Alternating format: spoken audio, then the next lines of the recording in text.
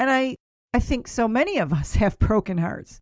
There's so many of us that are walking around with things that are crushing us, situations that just are shattering our hearts and destroying our souls. And so when I was pulled off on this side street just sobbing, I desperately wanted him to be rescued from himself.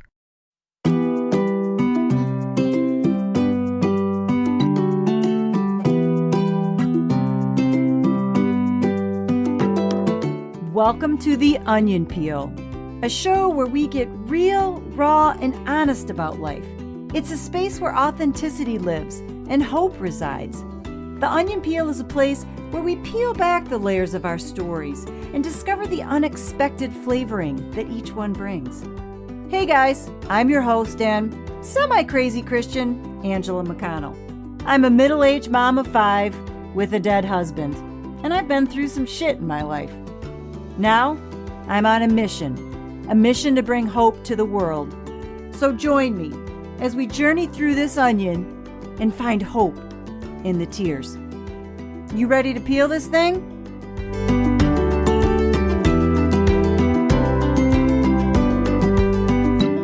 Hi guys, how we all doing today?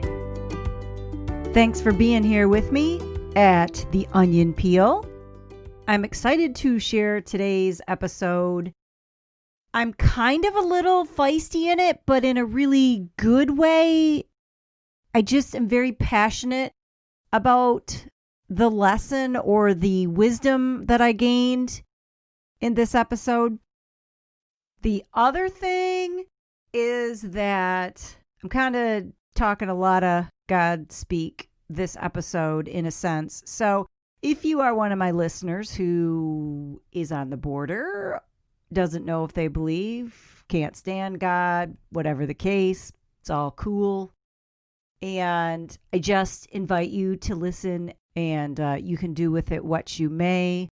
But it's a really critical and life-changing event that I'm going to talk about today. So, all right, before we get rolling, we got to take a quick break. Might as well do it right at the get-go. So stay tuned. What if it was possible to get fresh groceries delivered right to your front door?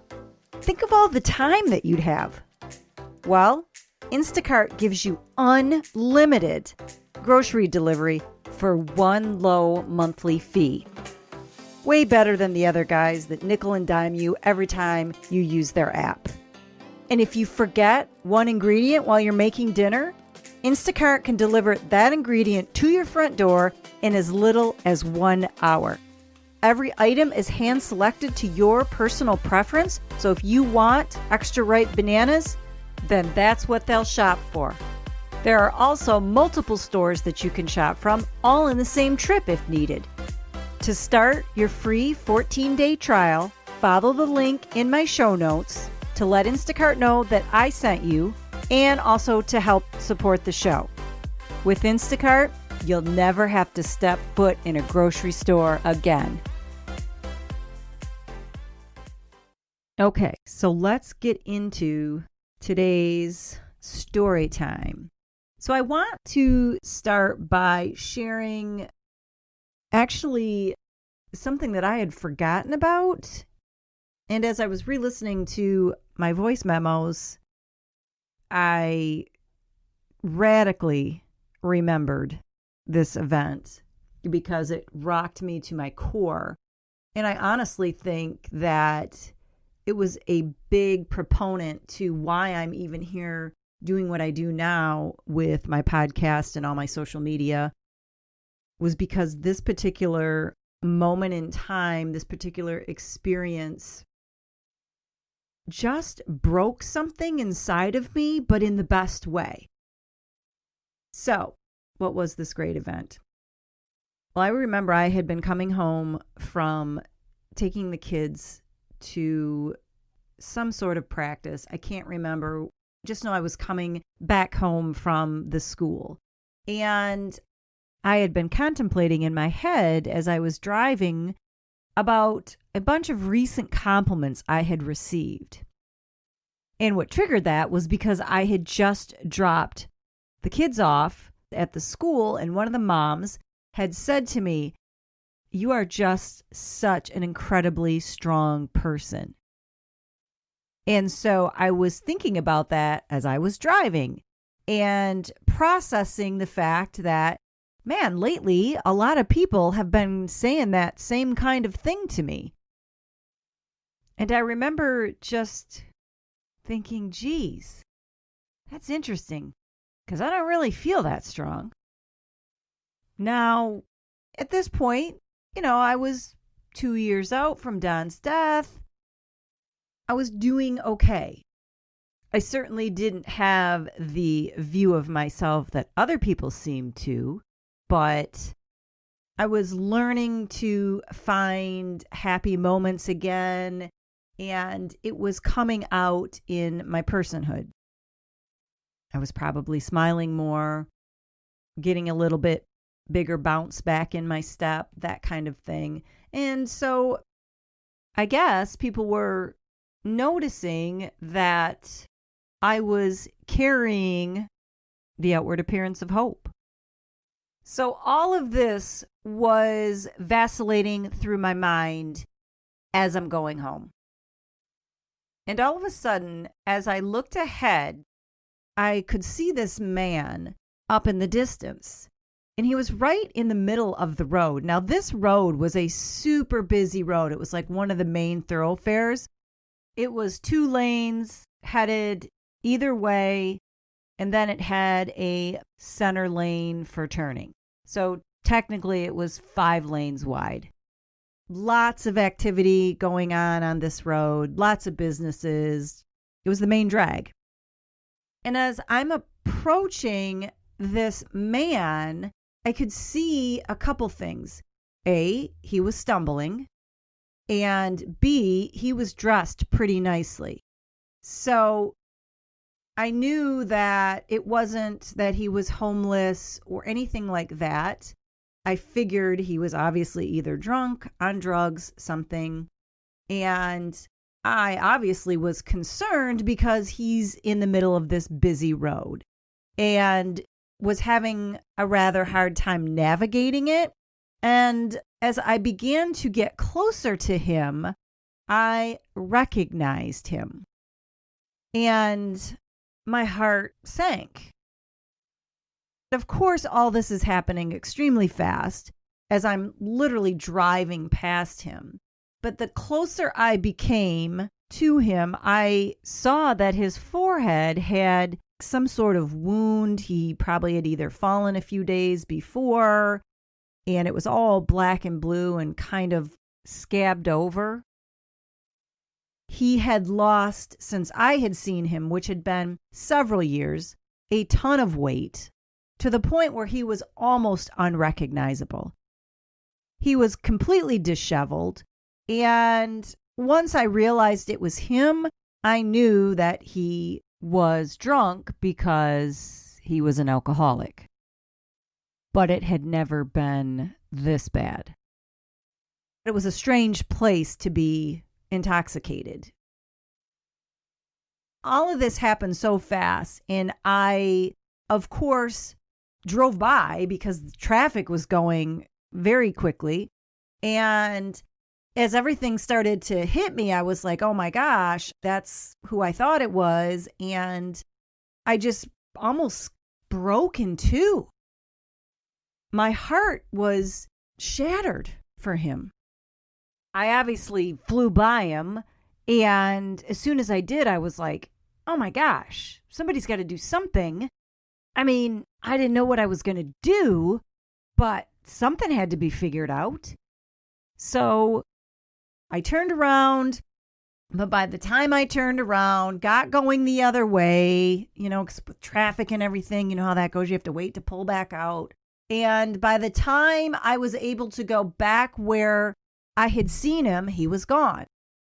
I then went and did another loop because I'm looking, is he fallen someplace on the side of the road? Where is he? but I couldn't find him. So I didn't know if he had gone into one of the stores or one of the restaurants.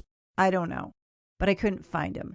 And part of me was like relieved because I thought, well, at least he's not dodging traffic right now. So I continued back on my journey home and I just started sobbing because when I saw him, it was so incredibly sad.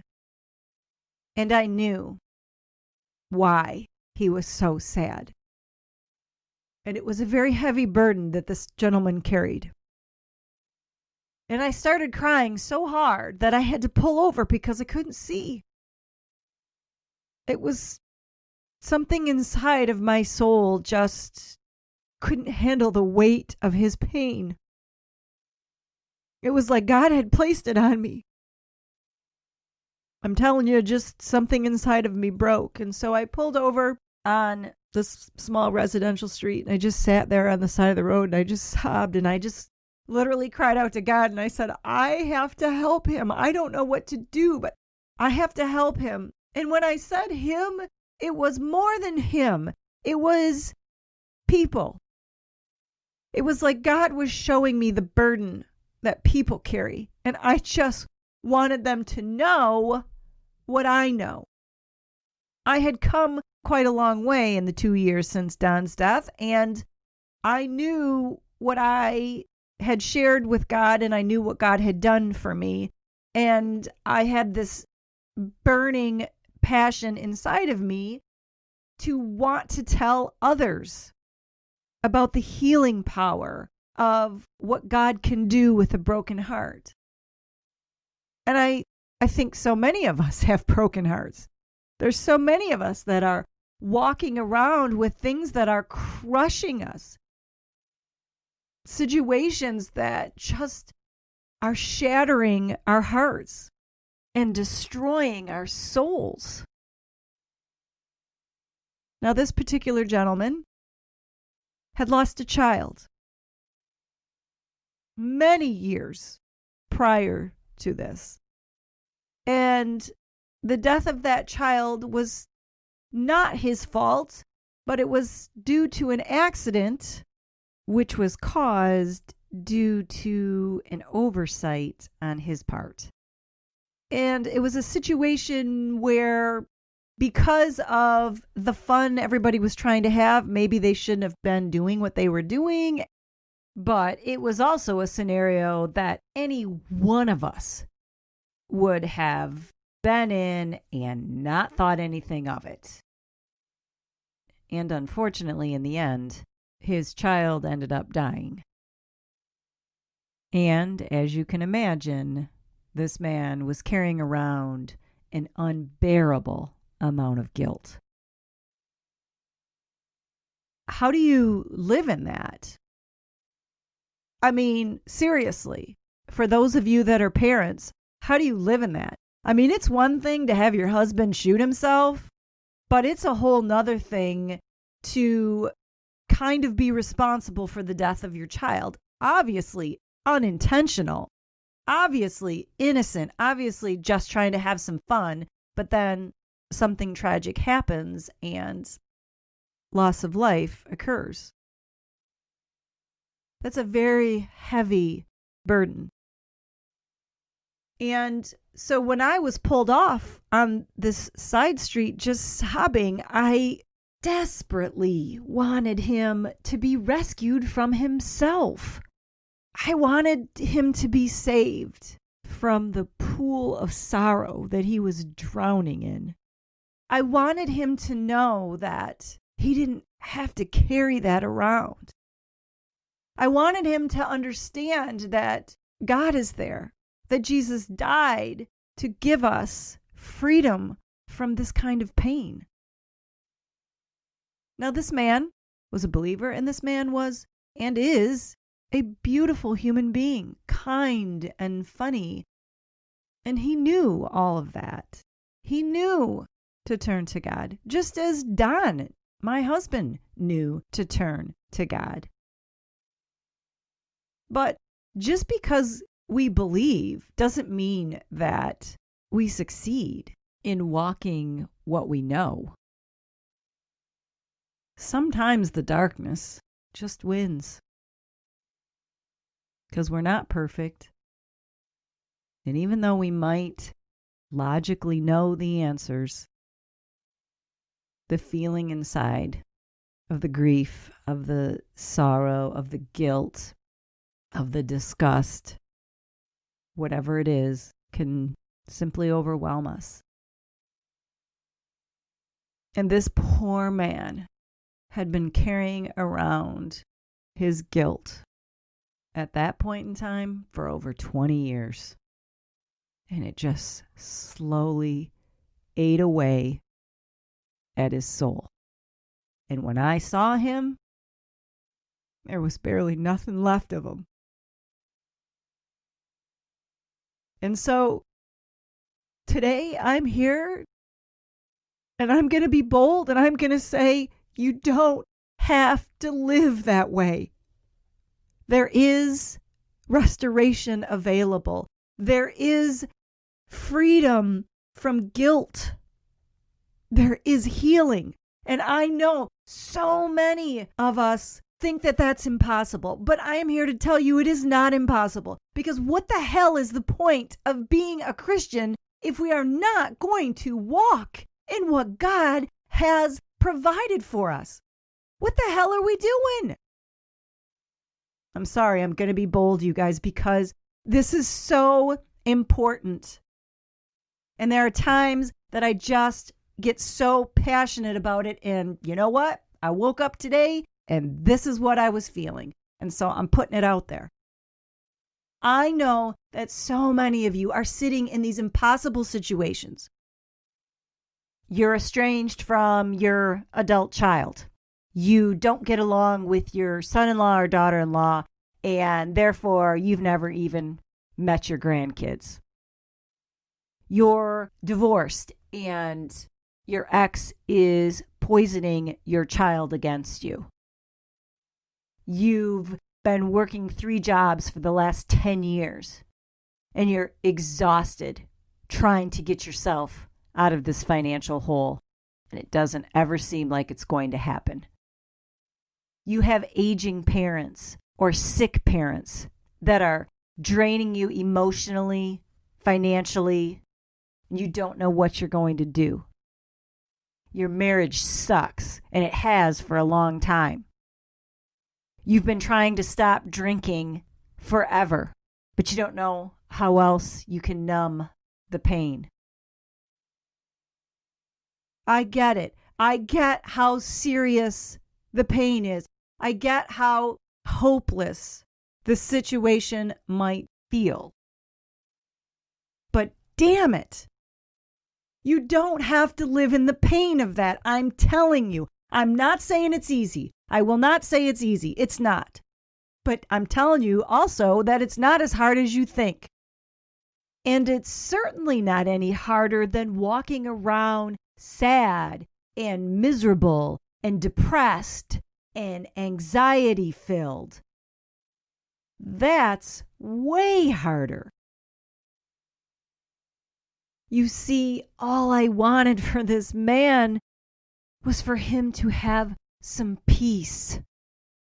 I wanted him to be able to be free from his pain. Everything converged in that moment when I saw him.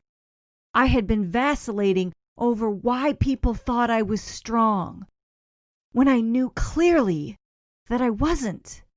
And then, to happenstance upon this man who was being eaten away by his darkness, and wanting so desperately to help him, and realizing that there was a way out of this pain, because that's what I was learning. I recognized that it wasn't that I had any kind of pull yourself up from the bootstraps attitude. The reason that I was healing and living in hope was because I gave it all to God. You see, it wasn't about being strong. It was about knowing when to surrender. The strength was in letting go. My pain was too great for me to carry, just as his pain was too great for him to carry. I just wanted to take his face and say, "Look at me. Give this to God. Give it to him. Let him carry it. You were never intended to be able to bear this weight." Well, how do you do that, Ange? How do you actually surrender it? Well, here's how. You take a deep breath, and then you let it go. If it's something that you need to ask for forgiveness for, do it and let that go. All you have to do is ask one time for forgiveness, and it's done. I don't care how drastic you think what you did was, it's done. When you breathe it out, it belongs to God now. It's His, and His alone. By doing that, you are giving Him the most beautiful gift. He died to carry it for you, so give it to Him. And if you need something more visual, go get yourself some type of box, open it up, and throw all your pain in it. Whether you're doing that metaphorically or if there's something that is tangible that represents something about your suffering, throw it in there. Tape that sucker up, and if you want to go the extra step, wrap it and make it look super pretty, bow and all. And then present it to Him and tell Him thank you. And then either throw it away in the trash, burn it, jump on it. I don't care what you do, but get rid of it. Because if you don't, you know what's going to happen. Because we all do it. We'll try and keep it or take it back. I'm guilty of it too. Do you know how many times I give something to God and I say, "I can't deal with this, you have to." And I give it to Him and I let it go. And then 2 days later, a week later, I knock on His door and I'm like, "Excuse me, yeah, can I take that back? I'd like to carry it some more." Yeah, I was sort of missing it. It really actually became my friend, and I just wanted to hang out with my friends some more. And so, because of free will, God says, "Okay, here you go." And remember, there's something really important to keep in mind. God is not a regifter, but the enemy is. God will give you it back if you ask for it, because He doesn't force anything. Can't have a real relationship with somebody that you have to force to do something.